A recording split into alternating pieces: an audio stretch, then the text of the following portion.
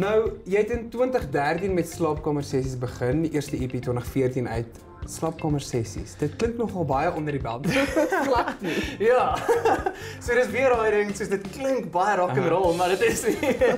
Maar ja, ek het dit begin omdat ek skryf die meeste van my liedjies in my slaapkamer.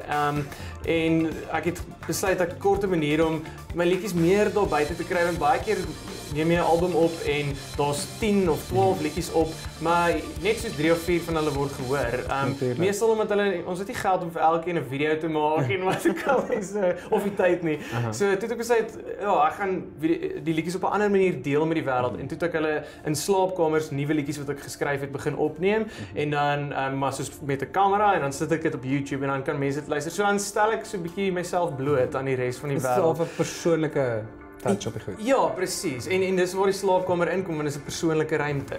Nou, net jou slaapkamer, ander mense se slaapkamers, hoe Ek het begin in my slaapkamer, en dit was die eerste 2 slaapkamers was myne, want ek het een gehad en toe trek ek, en toe het ek nog 'n slaapkamer, en toe begin ek ander mense se ingebruik. Ja, baie van hulle is mense wat ek geken het, maar hier en daar sommer vreemdelinge wat ek op Facebook gevra het. Hey, het jy dalk 'n slaapkamer wat ek kan gebruik?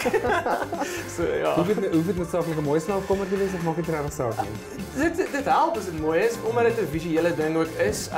Maar ja, die cool ding is almal se slaapkamers is interessant, jy weet, of dit nou noodwendig my smaak is of nie, is interessant. Soos ek het eendag gedoen in my meisie daai tyd, nou my verloofde se slaapkamer, en dit was baie girly geweest, wat nou nie noodwendig soos my styl is nie, maar dit is baie mooi geweest.